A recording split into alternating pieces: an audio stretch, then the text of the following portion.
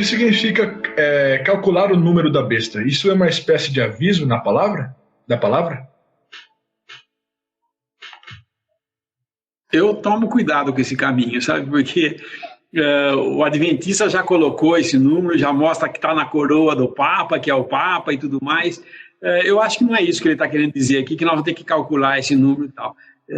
Mas eu não sei dizer para vocês o que é. Eu não entendo esse negócio. Eu só sei que esse número é o número do homem. 666. É o homem querendo passar por ser Deus. O homem querendo ser Deus. Porque o número 6 é o número do homem, e 3 é a Trindade.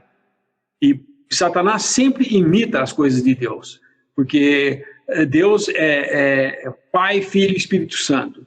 E o diabo também tem a Trindade diabólica em tudo isso aí, né?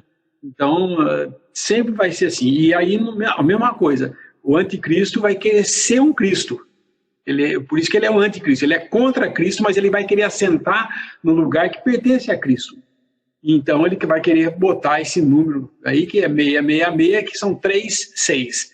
O homem, a trindade do mal. A gente poderia ler esse versículo, está em Apocalipse 13, 18, né? Acho que não precisa pôr lá, eu vou ler aqui. Aqui há sabedoria. Aquele que tem entendimento, calcule o número da besta, porque é o número de homem, e o seu número é 666.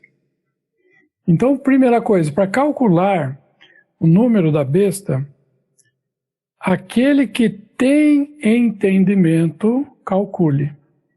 Nós não temos entendimento.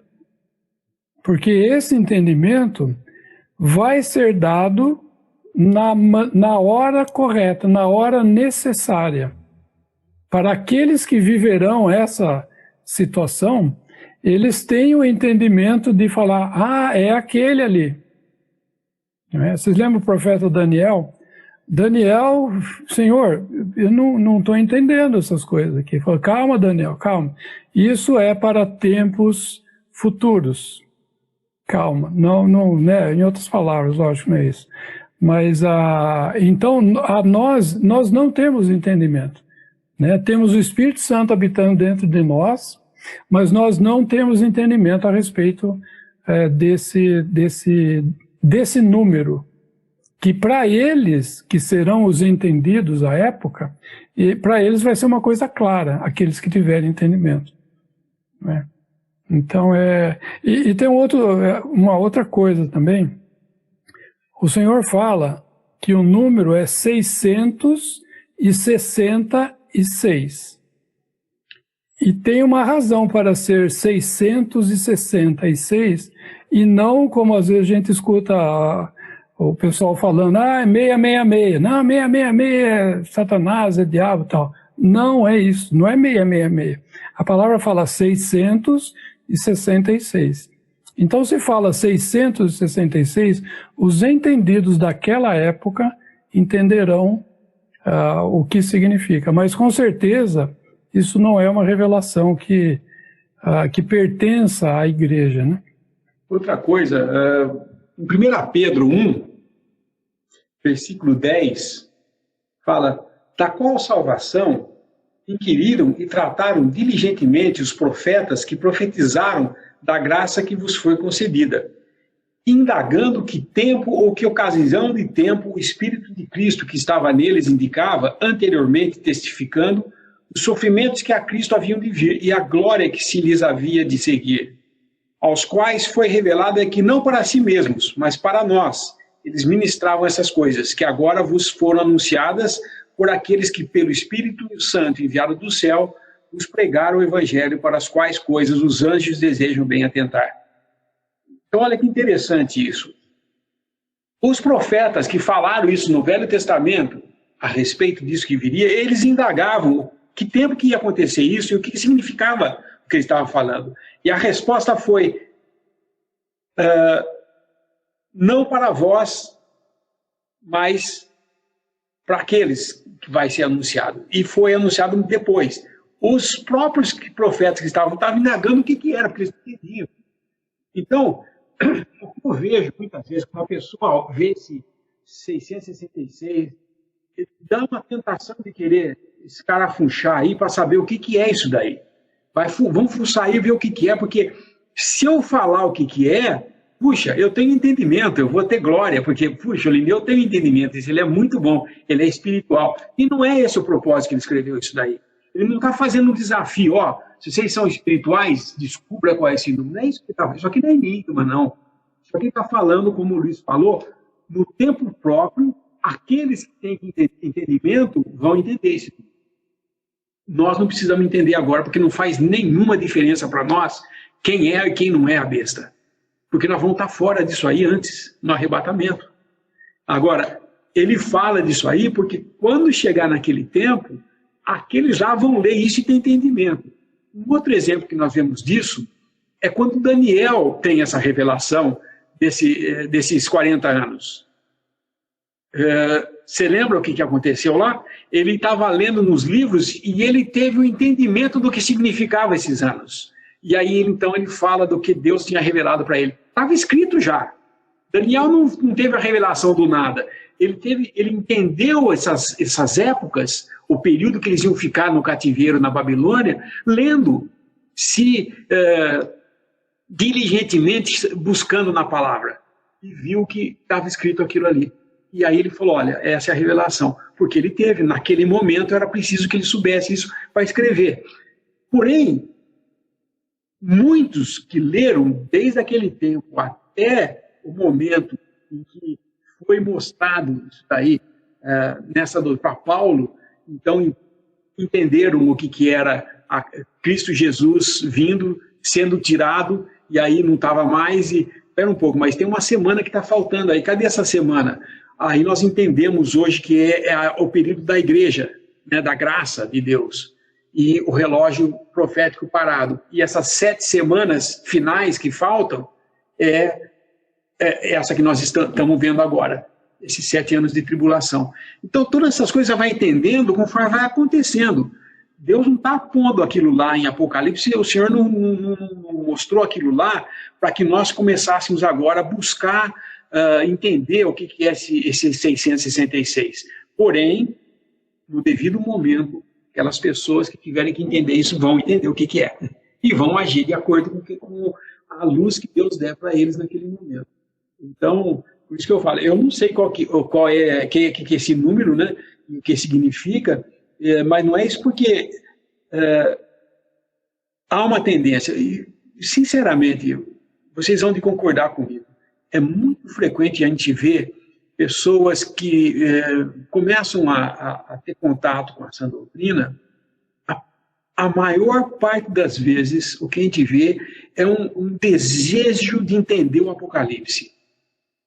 Todos querem, a pergunta quase que só gira em torno do Apocalipse, porque parece que é um livro que, se alguém entender, dá um sinal de que ele é alguma coisa a mais. Puxa, ele entende o Apocalipse, gente. Olha, antes do Apocalipse, tenta entender Ezequiel. É muito mais complicado, no meu ponto de vista, é muito mais complicado entender Ezequiel do que o Apocalipse. No entanto, nós estudamos o livro de Ezequiel aqui em Limeira, nas reuniões, e vimos tanta coisa que eu nunca tinha nem percebido que existia. Mas estava lá. Mas a seu tempo o Senhor mostrou. E também é um aviso que eu dou para todos. Fica querendo saber grandes coisas logo no começo, não. É o Salmo 131, né? Senhor, meu coração não se elevou, nem meus olhos se levantaram. Eu não me exercito em coisas elevadas, nem muito grande para mim. Eu estou como uma criança desmamada. Eu estou querendo aprender começando no leite. Muitos querem começar já na feijoada. Não vai dar certo, gente. Tem que começar no começo mesmo. Então, foi boa essa pergunta da irmã, porque trouxe essa oportunidade de falar a respeito disso. O básico é nós entendermos o evangelho da nossa salvação e daí partir para as coisas conforme o Senhor for ensinando.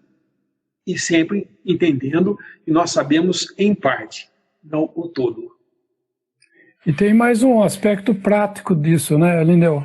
Por que nós vamos nos preocupar tanto com o que vai acontecer na tribulação se nós estaremos com o Senhor nos céus participando das bodas do Cordeiro, né? Depois da ceia das bodas do Cordeiro? Quer dizer, tudo isso que vai acontecer na Terra, na verdade, nós não vamos ver.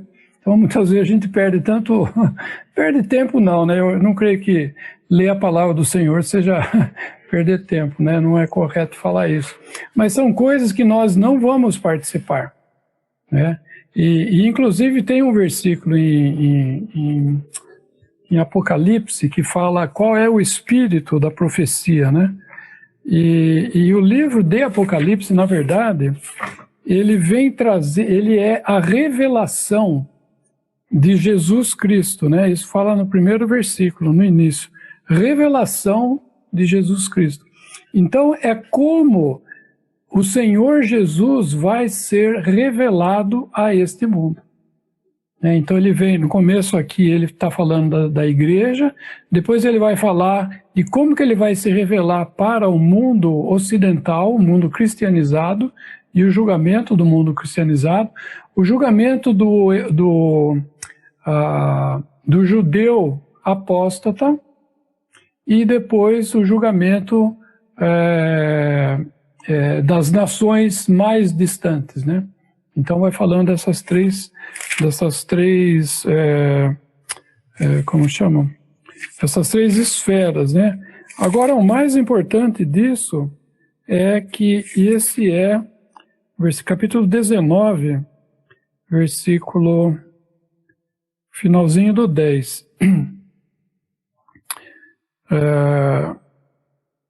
Adora a Deus porque o testemunho de Jesus é o espírito de profecia.